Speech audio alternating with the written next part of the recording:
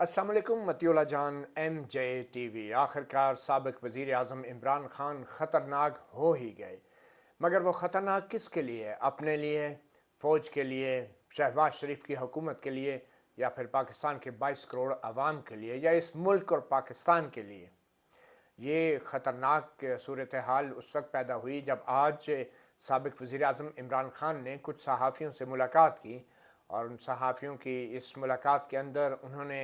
खुलकर वो बातें की जो आज तक वो बतौर वज़ीर आज़म नहीं कर सके थे। और बहुत सारे जलसे जो उन्होंने किए, उन जलसों में भी उन्होंने वो बातें नहीं की थी। आज जो चंद सहाफ़ियों के सामने उन्होंने बातें की, वो बातें करने की जुर्रत उनको आवाम के सामने, रैली के सामने, लोगों के सामने करने की कभी नहीं हुई। और ये बातें थी क्या? गैर मुल्की साजिश की कहानी तो इमरान ख़ान कब से बताते रहे हैं, सुनाते रहे हैं, और इशारतन ये भी कहते रहे हैं कि इस्टेब्लिशमेंट या फ़ौज के इदारे जो हैं वो इस गैर मुल्की साजिश को न सिर्फ ये कि वो रोक नहीं सके, बल्कि अब तो यहाँ तक नौबत आ गई है कि आज साबिक़ वज़ीर आज़म ने सहाफ़ियों के साथ मुलाकात में नाम लेकर कहा आर्मी चीफ़ का और अस्करी क़यादत का कि वो भी शायद इस साजिश का हिस्सा थे। और ये सूरत हाल अब ऐसी है कि साबिक़ वज़ीर आज़म अब बराह रास्त ये कह रहे हैं कि जो अस्करी क़यादत है उसने न सिर्फ ये कि इस साजिश का हिस्सा बनी, बल्कि उन्होंने एक साजिश के तहत उनकी हुकूमत को भी कमज़ोर किया, और तसलसल के साथ वो एहतसाब का जो अमल था उसको भी नुकसान पहुँचाते रहे। बल्कि न सिर्फ ये कि एहतसाब के अमल को, बल्कि इमरान ख़ान का ये दावा है कि उनकी हुकूमत को भी कमज़ोर करते रहे। जब नून लीग के 30 MPs का एक फॉरवर्ड ब्लॉक बना,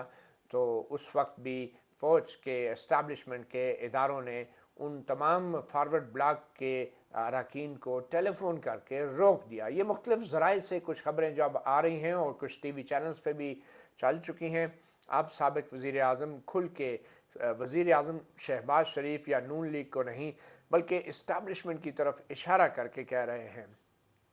और मासूमियत की हद ये है कि अब वो कह रहे हैं कि अगर इस्टेब्लिशमेंट चाहती तो अदम एतमाद की तहरीक को नाकाम कर सकती थी। अगर इस्टेब्लिशमेंट चाहती तो अदालतों और नैब के ज़रिए 8-10 सियासतदानों को सज़ा दिलवा सकती थी, और अगर 8-10 सियासतदानों को सज़ा दिलवा देती फ़ौज अदालत के ज़रिए, तो फिर एहतसाब का अमल मजबूत होता। और इसी तरह वो ये भी कह रहे हैं कि अदम एतमाद की तहरीक को भी इस्टेब्लिशमेंट चाहती तो नाकाम बना सकती थी। उनका ये दावा है, अभी आज का ही दावा है, कि उन्होंने इस्टेब्लिशमेंट को बताया था कि ये साजिश हो रही है और अदम एतमाद को नाकाम बनाया जाए, मगर इस्टेब्लिशमेंट ने ऐसा नहीं किया। जो ख़ास बातें अभी तक आई हैं मीडिया पे, उनका लुबे लबाब ये है कि इस्टेब्लिशमेंट उस्मान बुज़दार को भी हटाना चाहती थी पंजाब में, और उसका ये दावा था कि उस्मान बुज़दार की कारकर्दगी अच्छी नहीं है जबकि सिंध हुकूमत में जो वज़ीर आला थे, सिंध में भी हालात वैसे ही ख़राब थे। सिंध का वज़ीर आला तो नहीं तब्दील कराना चाह रही थी इस्टेब्लिशमेंट। कितने मासूम हैं इमरान ख़ान, जिनके कंधों पे बैठ कर वो आए हैं। तो उन्होंने अगर इमरान ख़ान को नहीं कहना कि ये वज़ीर आला रखो और ये ना रखो, तो वो क्या फिर वो सिंध में पाकिस्तान पीपल्स पार्टी की हुकूमत को कहेंगे कि ये वज़ीर आला बदलो और उसको हटाओ और इसको लगाओ? तो कहना तो उन्होंने उसी से है ना जिसको वो उंगली से पकड़ के इक़्तिदार के ऐवान में लाए हैं। तो इमरान ख़ान साहब इस पे भी हैरान हो रहे थे कि उस्मान बुज़दार अगर नाअहल था, नाकाम था, करप्ट था या कमज़ोर था, तो फिर सिंध के हालात भी कोई इतने अच्छे नहीं थे। बड़ी मासूमियत की बात है कि उस्मान बुज़दार के भी इस्टेब्लिशमेंट ख़िलाफ़ थी। फिर कहा गया कि मेरी हुकूमत को कमज़ोर किया गया। अच्छा, कमज़ोर कैसे किया गया? कि नून लीग वाले 30 लोटे या 30 मुबैना तौर पे 30 अरकान MPs का नाम लिया जा रहा है, वो हमारी हुकूमत से हमसे मुलाकात भी की उन्होंने, और हम वो फॉरवर्ड ब्लॉक बुलाना चाह रहे थे, मगर फिर ज़राए के मुताबिक जो ख़बरें आई हैं, इमरान ख़ान का ये दावा है कि उनको टेलीफोन कॉल्स की गई और उनको रोक दिया गया कि आप जिस पार्टी में हैं उसी पार्टी में रहें। तो यूँ इस्टेब्लिशमेंट ने हमारी हुकूमत को कमज़ोर किया। यानी कि नून लीग के लोग जो आ रहे थे, पार्टी बदल रहे थे, वफ़ादारी बदल रहे थे, تو اس سے پی ٹی آئی مضبوط ہو رہی تھی، حکومت مضبوط ہو رہی تھی، اور جو پی ٹی آئی کے چھوڑ کے گئے تو یہ ملک اور قوم کے ساتھ غداری ہو گئی، سازش ہو گئی، پیسے بک گئے، سے کروڑوں روپے جو ہیں وہ دیے گئے۔ تو یہ عمران خان صاحب کی سوچ اور سمجھ ہے۔ پھر آگے جا کے عمران خان صاحب کہتے ہیں کہ اگر نیب اور عدلیہ جو تھے وہ میرے کنٹرول میں تو نہیں تھے، وہ پہلے کہہ چکے، مگر وہ فوج کے کنٹرول میں تو تھے، اسٹیبلشمنٹ کے کنٹرول میں تھے، اور اگر فوج چاہتی تو وہ سزا دلوا سکتی تھی ان تمام سیاستدانوں کو جن کو جیل میں بھجوایا تھا۔ تو ایک طرف تو ماضی میں وہ دعوے کرتے رہے کہ میں نے ان کو جیل میں بھجوایا اور میں ان کو این آر او نہیں دوں گا۔ آج کا یہ جو انٹرویو تھا اس سے تو بالکل نہیں لگتا کہ یہ موصوف جو ہیں کسی بھی لمحے این آر او دینے کی پوزیشن میں تھے، اور آج اس بات کا یہ اعتراف کرنا کہ نیب اور عدالت ان کے کنٹرول میں نہیں تھی، یہ اپنے آپ کو جھوٹا ثابت کر رہے ہیں سابق وزیر اعظم، خاص طور پہ ان باتوں کے حوالے سے جب وہ بطور وزیر اعظم کرتے تھے کہ میں ان کو این آر او نہیں دوں گا۔ اب کہتے ہیں اگر اسٹیبلشمنٹ چاہتی تو عدلیہ کو کہہ کے، نیب کو کہہ کے 8-10 سیاستدانوں کو تو سزا دلوا سکتی۔ اب یہ آکسفورڈ کا پڑھا ہوا وزیر اعظم، اس کو اتنی عقل نہیں ہے کہ وہ یہ کہے کہ ہمارے ملک کی عدلیہ آزاد ہے اور وہ اپنے فیصلے آئین اور قانون کے مطابق کرتی ہے۔ وہ یہ کہہ رہے ہیں موصوف کہ فوج اور عدلیہ چاہتی تو 8-10 کو سزا دلوا سکتی تھی اور فوج نے ایسا نہیں کیا۔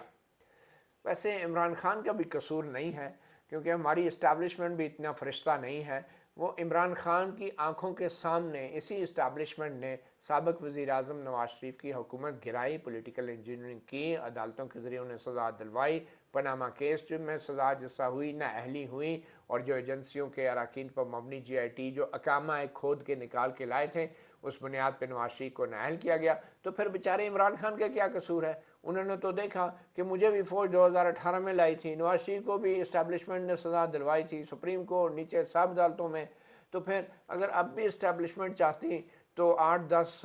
نون لیگ والوں کو سزائیں دلوا کے پیپل پارٹی والوں کو، تو موصوف کہتے ہیں احتساب کا عمل مضبوط ہوتا۔ یہ ان کی سوچ ہے، یہ ان کی تخیل کی پرواز ہے، یہ ان کے نظریات ہیں، اور یہ تحریک انصاف کے چیئرمین ہیں، بانی ہیں، جو انصاف کی تحریک ملک میں چلا رہے ہیں۔ صاف چلی، شفاف چلی، اور پھر کہہ رہے ہیں دیکھیں نا فوج نے عدلیہ پہ اور نیب پہ دباؤ نہیں ڈالا، فوج نے پریشر نہیں ڈالا۔ وہ 8-10 کو اگر وہ عدلیہ سے کہہ کے سزا دلوا دیتی تو احتساب کا عمل مضبوط ہوتا۔ یہ ان کی ڈیفینیشن ہے احتساب کی اور اکاؤنٹیبلٹی کی۔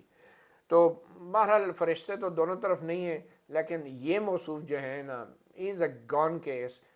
جس شخص کو یہ نہیں پتا 3.5 سال وزیر اعظم رہنے کے بعد کہ آئین کے مطابق فوج کا سیاست میں کوئی عمل دخل نہیں ہونا چاہیے، وہ شخص کہہ رہا ہے کہ فوج نے ان کو روک کے میری حکومت کمزور کر دی، فارورڈ بلاک نہیں بننے دیا نون لیگ کے اندر۔ تو یہ عادتیں کب سے خراب ہوئی؟ یہ عادتیں تو عمران خان صاحب کی فوج نے خود خراب کی۔ آپ نے ان کو اتنا اقتدار کا جس طریقے سے لالی پاپ ان کو دے دیا ہے، تو اب وہ لالی پاپ اب ان کے منہ سے جب نکالیں گے تو پھر یہی ہوگا۔ تو ان کے نزدیک، سابق وزیر اعظم کے نزدیک، کہ جس طرح اسٹیبلشمنٹ ان کو اقتدار میں لے کر آئی تھی، اب ان کو اقتدار سے ہٹایا بھی اسٹیبلشمنٹ میں ہے۔ تو کافی حد تک عمران خان بھی جو ہیں وہ کچھ نہ کچھ کسی حد تک بے قصور لگتے ہیں، کیونکہ وہ جن حالات میں جو انہوں نے دیکھا ہے اس کے بعد تو وہ اسٹیبلشمنٹ کو ہی مائی باپ سمجھتے ہیں، اور ابھی بھی وہ یہ کہہ رہے ہیں کہ جو نیوٹرل ہوتا ہے وہ تو جانور ہوتا ہے، کہ فوج کو نیوٹرل نہیں رہنا چاہیے۔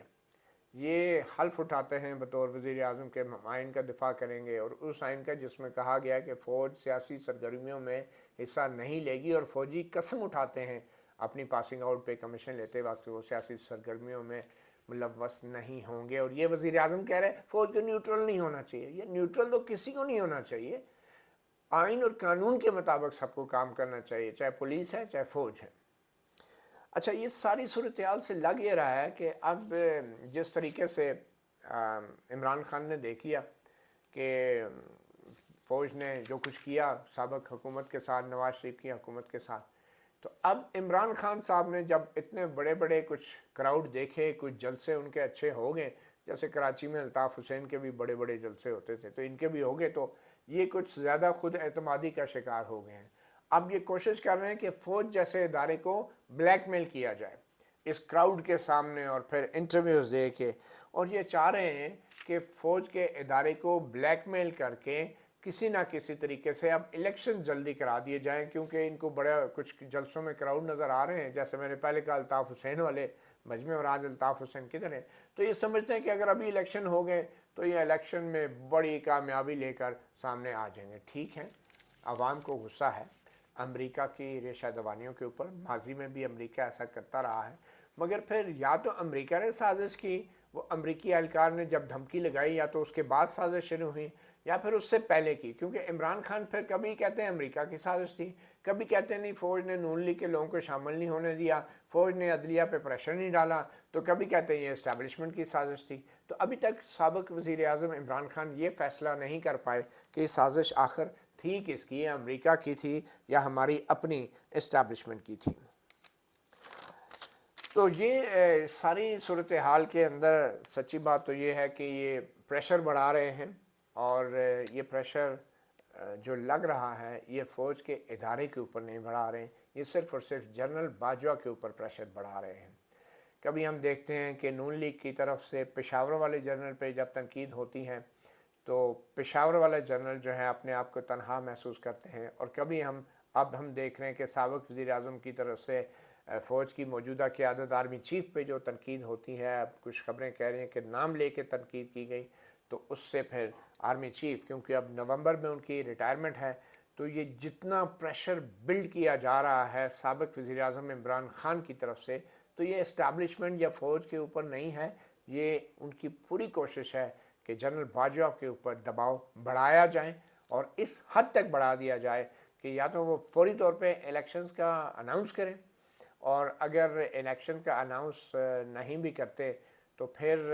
ان پہ دباؤ اس لیے بھی بڑھایا جا رہا ہے کہ وہ اپنے عہدے سے مستعفی ہو جائیں، اور یہ سابق وزیر اعظم کی ایک پوری کوشش ہے، کیونکہ سابق وزیر اعظم یہ جان چکے ہیں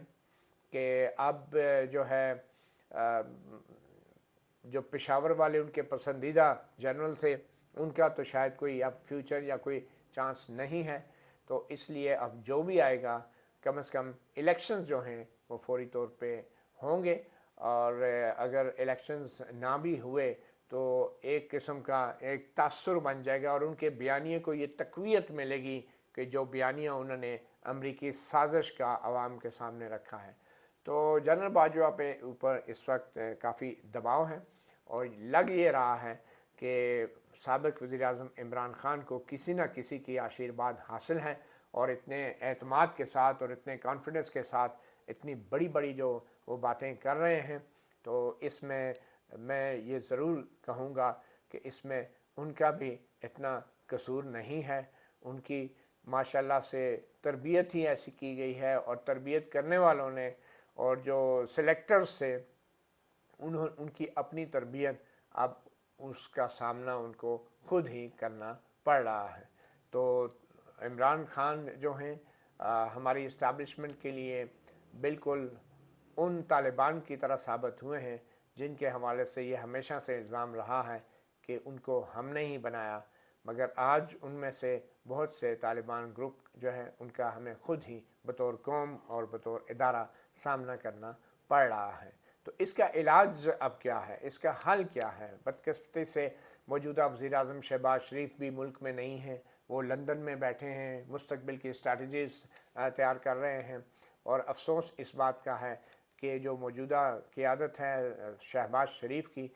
اس کو ایک کمزور قیادت سمجھا جاتا ہے جس میں فیصلے کرنے کی اور خاص طور پہ مشکل فیصلے کرنے کی صلاحیت موجود نہیں ہے۔ اب دیکھنا یہ ہے کہ کیا یہ نون لیگ کی حکومت انہی تمام چیلنجز کے ساتھ ہی آگے بڑھے گی، یا فوری طور پہ ملک میں عام انتخابات کی طرف جائے گی؟ اور اس حوالے سے جو ذرائع بتا رہے ہیں اور جو اشارے مل رہے ہیں کہ کوئی حکمت عملی ضرور تیار ہوئی ہے جو اب حکمران اتحاد کی جو جماعتیں ہیں، جو اتحادی جماعتیں ہیں، ان کے سامنے رکھی جائیں گی۔ مگر بہرحال جی بڑا اچھا لگ رہا ہے، یہ وہ لوگ تھے جنہوں نے 2018 کے الیکشنز میں مل کر اس ایک منتخب حکومت کو گرایا تھا، اور آج یہ لوگ ایک دوسرے کے دست و گریباں ہیں، ایک سابق وزیر اعظم بھی کوئی بہت بڑے اصول پرست انسان نہیں، نہ کوئی اصول کی بات نہیں کر رہے ہیں، وہ کہہ رہے ہیں فوج کو ان کا ساتھ دینا چاہیے اور ان کو واپس لانا چاہیے اقتدار میں، اور دوسری طرف جو اسٹیبلشمنٹ ہے وہ بھی کوئی اتنی فرشتہ نہیں۔ تو جب تک اسٹیبلشمنٹ اپنے ماضی کے گناہوں کا کھلے عام اعتراف نہیں کرے گی اور اس بات کا سر عام تسلیم نہیں کرے گی کہ سیاست میں ان کا ماضی میں جو بھی کردار رہا ہے وہ ادارے کے لیے مناسب نہیں تھا، ملک اور قوم کے لیے مناسب نہیں تھا، اس وقت تک بہت سے ایسے عمران خان جو ہیں مستقبل میں بھی تیار ہوتے رہیں گے جو عوام میں جا کے پاکستان کے قومی سلامتی کو اور قومی سلامتی کے اداروں کے لیے درد سر بنے رہیں گے۔ مطیع اللہ جان، ایم جے ٹی وی سے اتنا ہی، اجازت دیجیے، اللہ حافظ۔